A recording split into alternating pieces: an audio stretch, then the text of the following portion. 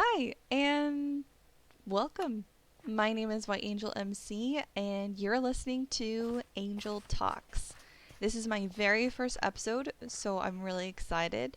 But let me introduce myself. I am a 26-year-old female Minecraft streamer who started my journey of content creating only almost a year ago.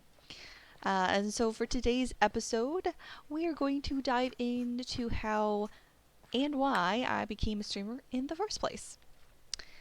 So, for starters, let's talk about how I was introduced to Minecraft. I started PC gaming only in the year of 2019. Before that, I had little experiences with video games. I grew up playing like desktop games like Carmen San Diego and Freddy Fish Mysteries.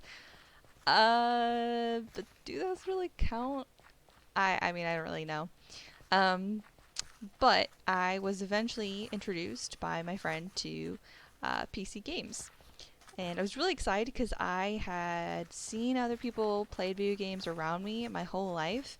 And it was something I was interested in, but something that I had never had the means or the access to. So when I was introduced to it, I knew I was going to like it immediately. So one of the first games I was introduced to was Halo Custom Edition. I ran it at 11 FPS on my laptop at the time. Yeah, whopping 11 FPS. And while I was frustrated a lot with my learning curve and lag, I still loved it. And the next game that decided to take center stage was, you guessed it, Minecraft. I remember that I think they had just done the new Nether update. And I'm pretty sure. And my friends wanted to check it out and see what was new. And I immediately fell in love with the sandbox style. And it was such an interesting game that you could just kind of figure out and do so many things with. And it was a bit of a learning curve as well, but it wasn't as high or as hard of a learning curve as it had been with Halo. Um, Also, it wasn't as laggy as Halo, so that was also a plus.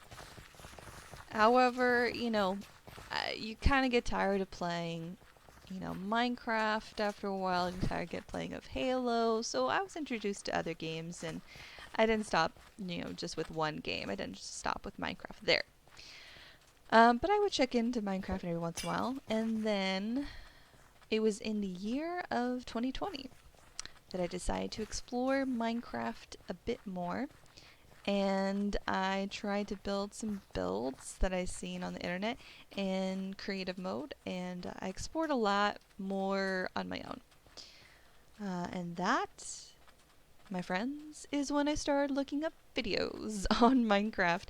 And well, it wasn't long before I found Dream. Shocker, I know.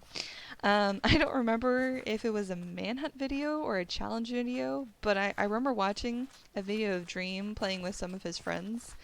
And you can't just watch one Dream video. So I binge watched a bunch of his videos before I found an uploaded stream of the beginning of the Dream SMP.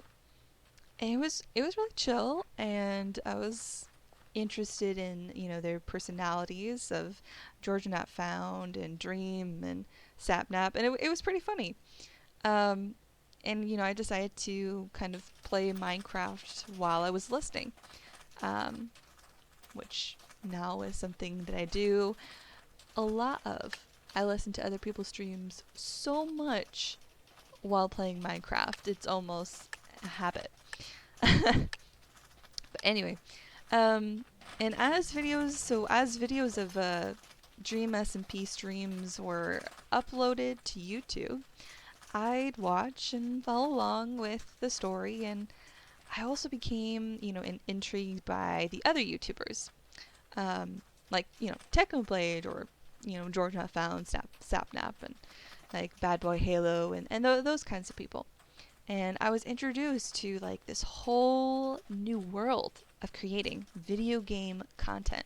Like, I had never been introduced to it before. It was so interesting. And I remember the first live stream I remember watching was of Dream, George Not Found, and Sapnap burning trees of L'Manberg. Yeah, that was quite a stream. That was really epic. Anyway, um, I began exploring after that and watching other gaming channels, both on Twitch and YouTube, and I was fascinated by this kind of creative way of entertainment. Then I started to play Among Us, and just like with Minecraft, I found videos on that, and I thought, huh, I could do that. I could do that. So on September 7th, uh, I had no mic. I decided to do a gameplay of Among Us and post my very first YouTube video. It it's rough. It's rough, but I wanted to try it out, and with all these gamers that I had watched, I really began to have such a passion. It started to grow for this gaming creativity, this gaming community. And as I explored a bit with, what I could make for more videos, I came back to Minecraft. And so, with some Apple headphones, I decided to make my very first Minecraft video. And, I mean, that was also a bit frustrating because of my lack of equipment. But I kept watching videos and streams of other content creators and YouTubers to encourage me. So, throughout my research and exploration of the gaming community, I noticed there were a couple things that honestly kind of made my heart hurt. One of the things that I kind of found out about almost a majority of the gaming community were there just a lot of sad and broken people. Number two that I found was there's just a lot of unclean conversations. Uh, Unclean, like just unnecessarily perverted, or I don't know, you name it, just not clean. And kind of along with that, but in a category of its own, I found that most content creators swore in either their streams or their YouTube videos. Um, Although some people, would refrain, and I appreciated that. But I just noticed that in the gaming community in general, there just seemed to be a culture about it. And yeah. Another thing that I saw was that there were not a lot of big Christian YouTubers or streamers. And I thought that was interesting. Um, and then the last thing that I really noticed was that there were a lot of quote unquote chill places or quote unquote safe places, but I wasn't quite sure or convinced that in those places we could really put our differences aside. It still felt like we were holding in our offenses instead of working through our offenses. Which is something that I saw, especially with, younger generation, that was something that they did less and less of. They kind of more talked at each other rather than talk to each other. So as I began to have like conversations with random people, even in like Among Us lobbies, I realized that maybe I could help people. I felt a little out of my element with YouTube videos because I hadn't been playing Minecraft for very long, and I just didn't really feel that comfortable in making that kind of content. However, I do remember being inspired by content creators talking about how it doesn't matter your age or your equipment, just know why you're doing what you're doing. And when I finally made a Twitch channel, I decided to put in my About section something like this. Hi, I'm a gamer who streams Among Us and Minecraft and other games. I want to create a community that is a safe place for everyone. God bless. And what has remained this whole time is the desire for a safe community. My goal has refined and will continue to be refined throughout my years of content creating, though. One of the things I realized as I watched other small streamers and became a part of their community was I really wanted to support them in any way I could. It was a while, but I eventually made a Discord, and that is where I really started my community. As much as I connected with people on Twitch, Discord allowed for a more relaxed way to get to know my followers and kind of have more deeper conversations. I joined big streamers' Discords to see their format and base my Discord off of what I saw and liked. And then my goal shifted again slightly. I began to dream over a large community of content creators, gamers, and artists, and musicians, and just creative minds just coming together and encouraging each other in their craft. Allowing for healthy discussions from possible different beliefs and opinions where there was no offense.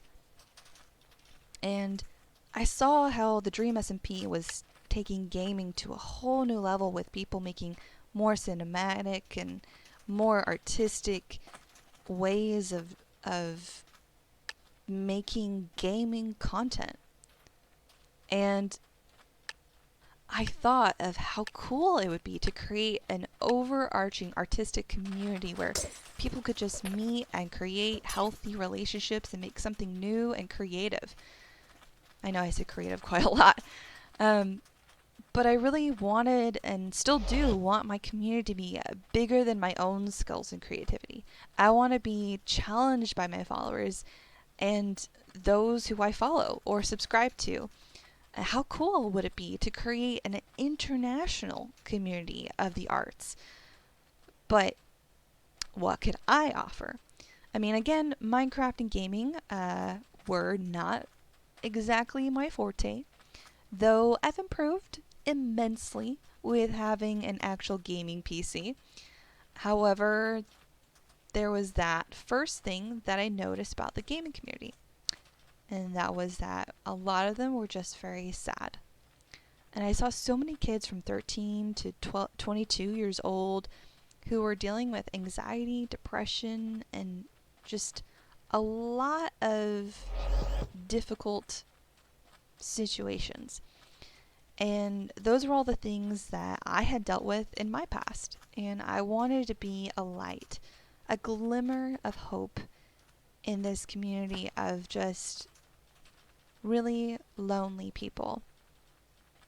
And as I first started out streaming, I would go on long rants on different subjects I saw people struggling with. I remember one stream while I played Minecraft, I talked to my viewers on friendship, on how to make friends, who to make friends with, also on how to deal with toxic relationships of any kind.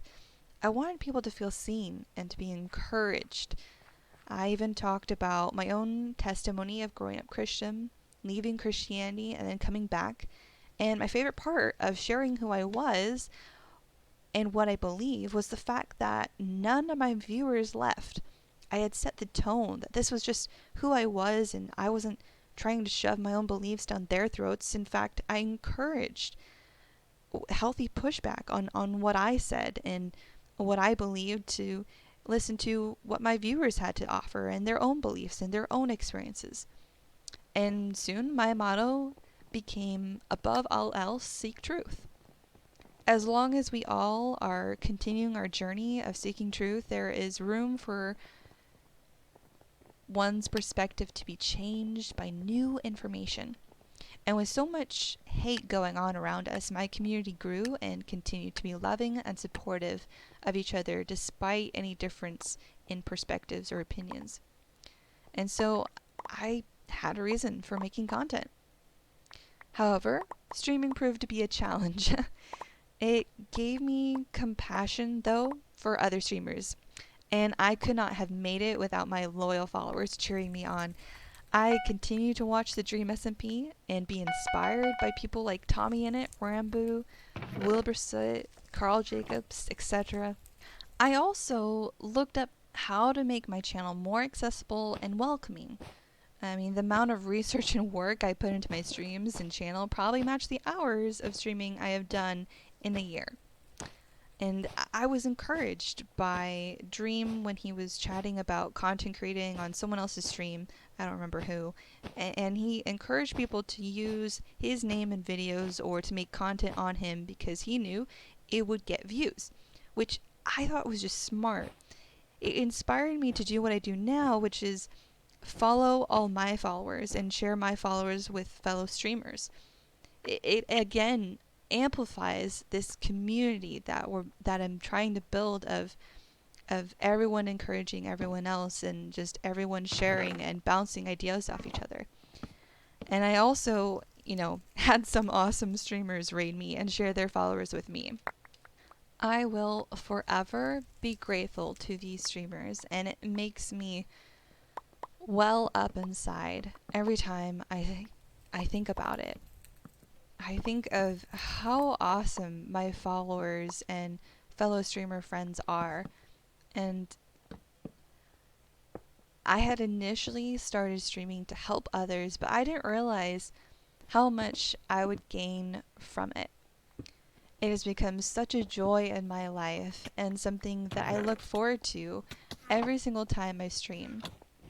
I get excited and I can't wait to come home from work and just get online and talk with my chat and just get to know them better.